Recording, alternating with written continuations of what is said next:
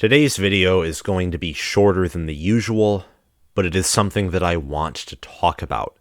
It is discussing who I think are the true contenders for the college football playoff and some fakes. Some teams that are favored to reach the playoff or get close, but teams that I think will utterly fall flat on their face. In short, and we're defining the teams who are favored to reach the playoff as a top six, according to sportsbettingdime.com, for the 2023 College Football Playoff National Championship odds.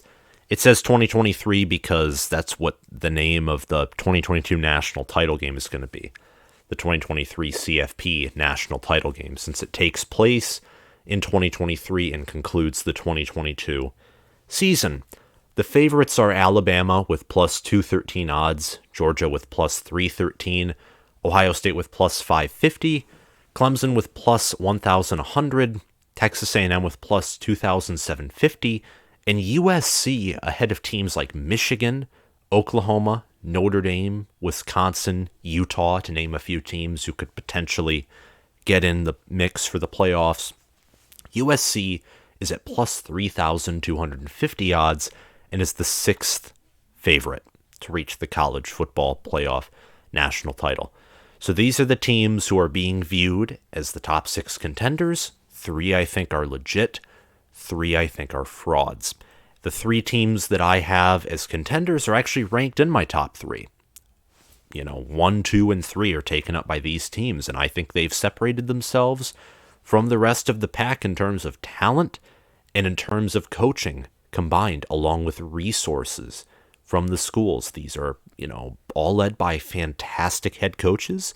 They have, at minimum, good ADs, and it's amazing watching these teams. And these other three teams that I have as the frauds, I facepalmed, sighed, maybe ranted for 30 seconds about why this team shouldn't be in the favorable position in the rankings and projections that it is. And it's not really important because it'll all sort itself out. That's why the teams play the games.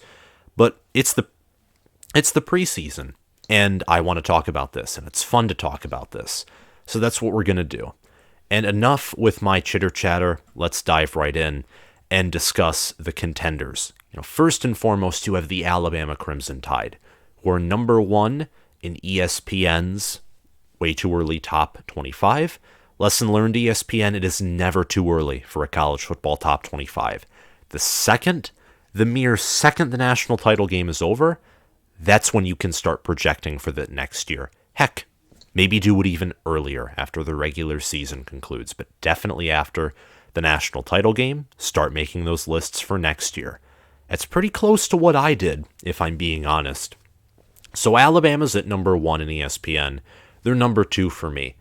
And according to this article, which was written 2 months ago, but we'll talk about more specific starters who are going to leave and return, 6 offensive starters and 7 defensive starters are expected to return for Alabama.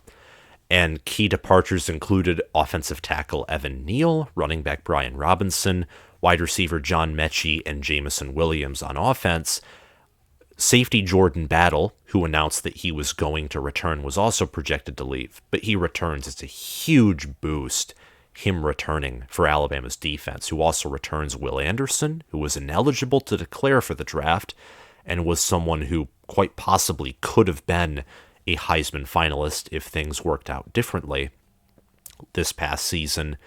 And they also return guys like Kool-Aid McKinstry. Alabama, I think, is going to have the number 1 defense this next year. Their defense, it's probably not going to be as epic as Georgia's defense, but it's going to be pretty darn close. And it's probably going to be more adapted to Alabama's more spread / air raid kind of offense, as opposed to, Georgia's more pro style or power spread look, because you do have to adjust your defense and offense to the play style of each other. So they, complement each other, as most people know. Alabama also adds cornerback Eli Ricks to, from the transfer portal, along with running back Jahmyr Gibbs and wide receiver Jermaine Burton, and all of them have been showing out in practice, so that's good news.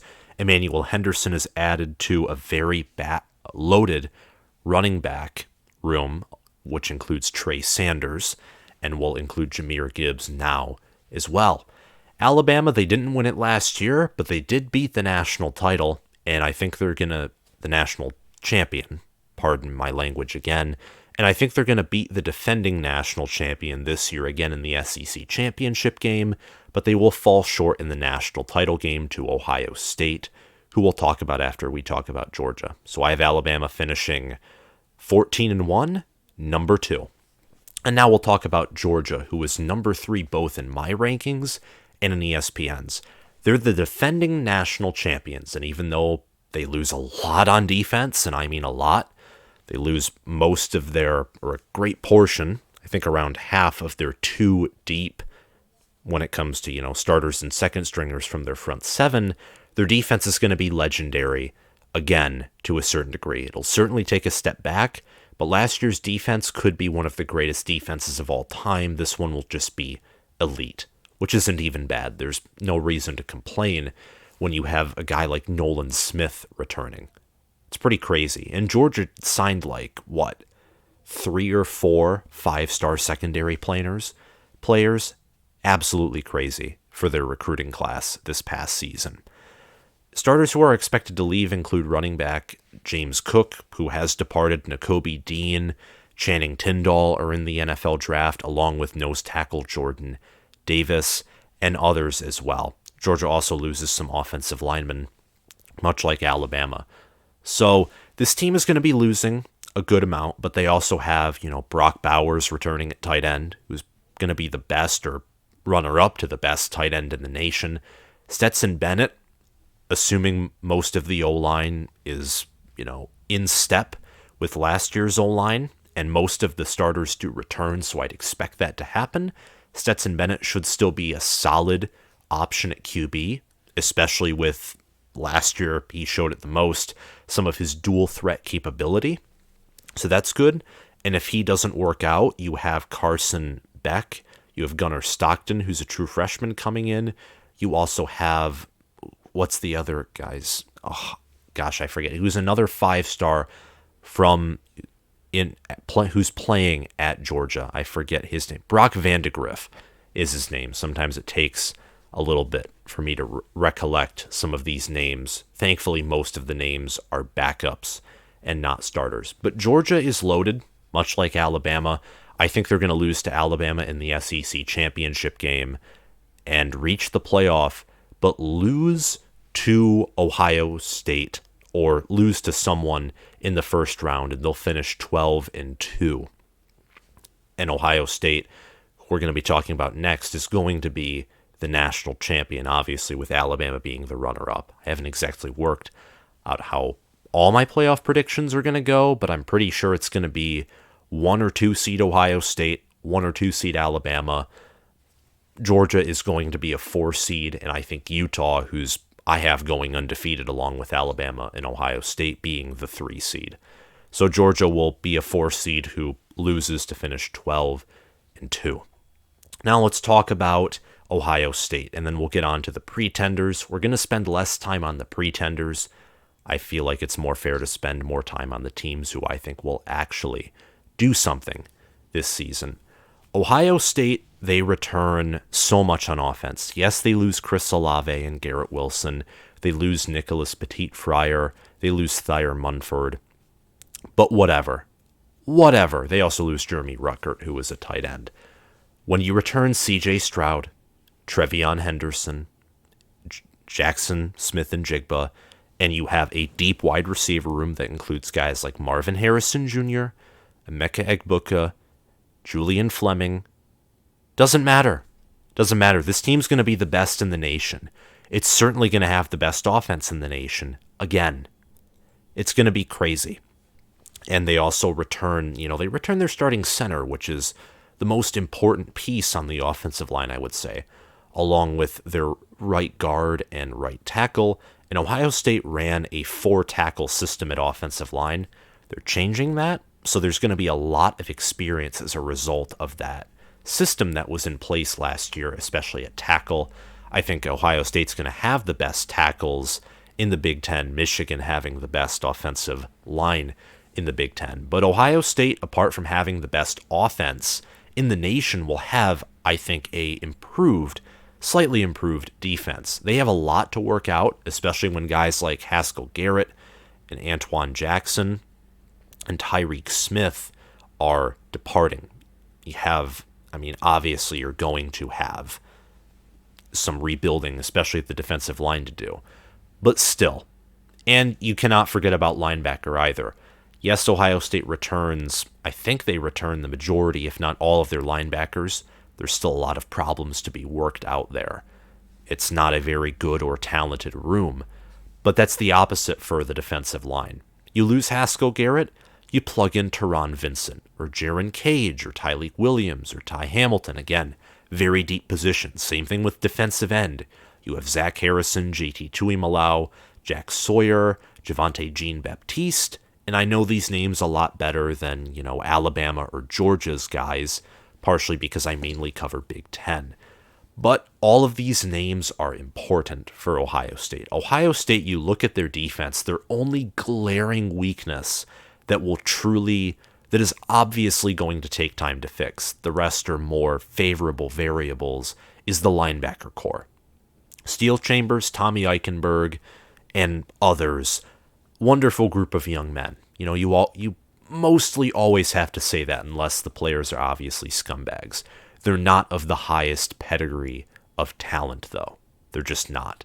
So that'll take some time, but Jim Knowles is specifically, he's mainly focusing on coaching the linebackers, somewhat of the defensive line as well. Him and Larry Johnson will share, coaching different parts of the front seven, which I think is a good idea for Ohio State. And Ohio State's secondary should continue to get stronger by the day as well. So they're my number one team, and Alabama's my number two, Georgia's my number three. I think those are the top three teams. I think those three, the only teams that could beat them are teams from this group, with, some obvious exceptions like other teams that I have in my top six.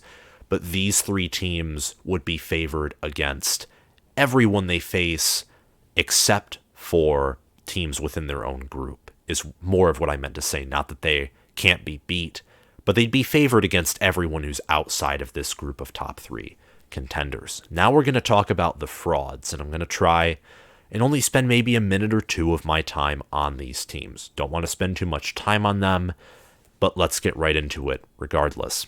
The pretenders: Texas A&M, Clemson, USC. They have paths to reach the playoff. Texas A&M is just, whether you like to call it or not, it's a certain degree of SEC bias. They could go 11-1, only lose to Bama, have a repeat of that 2020 scenario where they actually had a really good team, and if certain pieces fall into place, they could be that fourth team. Let's say Georgia loses a regular season game, and then they go to the SEC championship game. They're a fourth seed, or no, they're in as long as they win, but they lose. That knocks them out, and Texas A&M takes their place that everyone assumed Georgia had if they went, let's just say undefeated in the regular season instead. Clemson, Dabo Swinney has done this before, and he also plays in a weak conference. That's an easy path. USC, they have problems to fix, but they bring in Caleb Williams, who is a phenomenal quarterback, along with other talent poached from Oklahoma, and they play in the weakest conference out of all of these three teams. So why don't I like any of these? Well, let's start with A&M. A&M, I just don't like A&M because it's a combination of a lot of preseason hype, which I'm a Michigan fan, by the way. Preseason hype has arguably softened my team's mental status for every year of the Jim Harbaugh era that we've had significant amounts of preseason hype. And it will be tested again. The team will be tested again this year. Few teams can resist the tastes, the temptation, the rat poison of preseason hype. Georgia couldn't even resist it against Alabama in the SEC championship.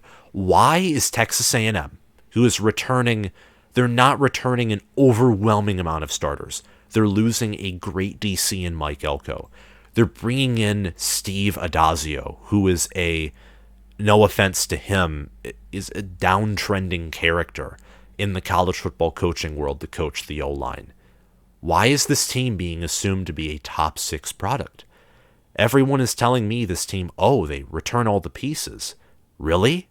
They lose some offensive linemen. They lose a lot of depth at front 7. They lose their DC along with that depth at front 7.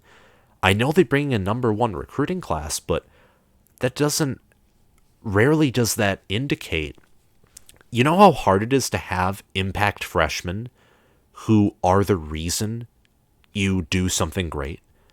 Like Michigan, they had impact freshmen that helped them that helped them in different ways, but it wasn't because of those impact freshmen that Michigan reached the playoff. It was because of guys like Hassan Haskins, Aiden Hutchinson, David Ojabo, Cade McNamara, Blake Corum. Those were not freshmen. Those were guys that were developed. Development is so much more important than just raw talent, and Texas A&M is bringing in raw talent, but you have to give it a year, I would say. And that's not to say that A&M can't make it, or that these starters can't be the reason. The freshmen, not the starters. The freshmen are phenomenal. I wouldn't be shocked if they had several true freshmen start, because that's how talented the group is. But I look at Texas A&M. I think they're going to be a good team. And by good, I mean, an 8-4 SEC team is good. It can probably beat a lot of 9-3 teams from any other conference, maybe 10-2, depending on what conference you're talking about. But I look at their schedule, I look at who they return, and I look at just kind of my personal opinion, because if you're human and you don't have bias and you make projections, you will be, no matter what, you'll have inconsistencies and you'll be incorrect. And I am already spending a lot of time on this, but to wrap it up, I look at Arkansas, I look at Ole Miss, I look at, away games at Auburn and South Carolina, and of course you always have Alabama. You have teams that are using the transfer portal, teams that are developing well, and then you have Bama in your own backyard. And how do you deal with that? And Jimbo Fisher, he beat Alabama last year, and that's part of this whole viewing of this team as, approaching the playoff. But then he also lost to Mississippi State, nearly lost to Colorado. I don't think this team is on the projection that a lot of people think they are, and maybe I'm wrong. And if you disagree with me or any of these other teams, comment below, and we'll have a discussion about it. But next up is Clemson. And Clemson is going to be the briefest out of all of these, because I think Clemson can also be a contender as well. Clemson is the highest ranked out of all of these teams. I actually have Clemson in my top 15. I have them at 14th. Clemson I only list as a pretender because they're listed as 4th in the betting odds that I'm using to reach the national title game, which is basically saying they're likely going to reach the playoff according to this. And I say that they're frauds here because they need to do better on offense. And if it wasn't for them losing practically their entire staff and then purely promoting from within, I would be more confident about Clemson fulfilling this. Clemson practically returns everyone on offense, basically, from what I gather. I think they only lose maybe Justin Ross, I think, and maybe someone else. I don't know. They lose someone or someone else, but they return DJ Uiagalelei. They return, center Mason Trotter. They return Will Shipley and Kobe Pace, and those two. The run game will probably be very critical to Clemson next year if Cade Klubnik doesn't start and DJ Uiagalelei doesn't improve. I think Cade Klubnik starting would be huge. Clemson does have QB depth, and I still think they'll have a solid defense despite what they lose there. Brent Venables, they promoted from within, so obviously they'll have a guy who, worked under Venables coaching the defense, and I don't think you'll see a fall off yet, especially, again, things take time. But Clemson, it's mainly because they're ranked so high and they have uncertainties. But out of these three teams, Clemson, I'd say, is by far the most likely to reach the playoff and even especially win the national title. USC is the last team I want to discuss. and I don't even want to talk about them. And it's not because they're going to be bad, like atrocious bad. No. Lincoln Riley's not going to have a losing season in year one. He won't go 6-6 in year one. I have them going 9-3, and I think they're going to lose to Utah and then get upset by 2 other teams. But here's the problem with the Trojans. You're losing a lot in the portal, which is guaranteed with the massive coaching change they have. And they're also bringing in a lot from the portal. You got Caleb Williams and Travis Dye specifically, and Mario Williams as well, who are all projected starters. 2 of them from Oklahoma. Travis Dye was from Oregon, and he had a really good season. He was leaving because he had a really good season, and CJ Verdell is returning to Oregon, so he said, let me start somewhere else. And it was a great choice for him. You have a lot of talented guys on defense, though I think the defense, it will take time, especially with Alex Grinch's system and style of defense that is certainly not top 10.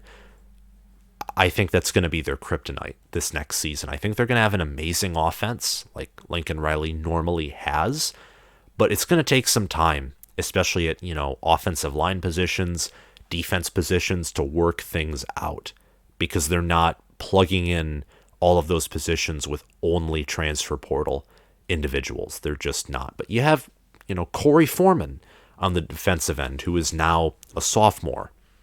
And they're bringing in tons of portal guys. USC is the number 2 portal recruiting class. Caleb Williams, again, is a phenomenal talent.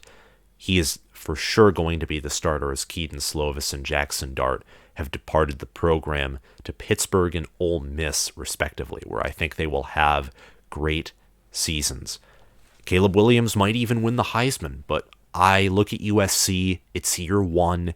You have Utah, who returns literally and figuratively speaking almost everyone outside of Devin Lloyd, and that's going to be tough to ask. And then you have the Pac-12 is crazy. It's a bipolar conference, and again, it's year one, so I expect a lot of that, inconsistency from the Clay Helton era to remain in year one. Year two, and it's the case for a lot of these pretenders, is for these teams to rise, especially SC and A&M, who are continually, they're upgrading. A&M bringing in that recruiting class. USC bringing in that great head coach who's going to start recruiting. Clemson here looks to be someone who, if they don't right the ship this year, it could be a sign of a permanent downtrend. And that's where I'm going to leave it off to this video. This video ended up not being as short as I thought it would be. But that's a good thing. More content, the better. And if you like this video, hit that like button, hit that subscribe button, hit the notification bell, and comment your thoughts down below. Do you agree with my list of contenders and pretenders for the top 6 listed by betting odds? Or do you think that one of the pretenders will be, a team who is better than one of the contenders that I have listed? Let me down below. Let me know down below. Thank you all for watching, and I'll see you guys around. Bye.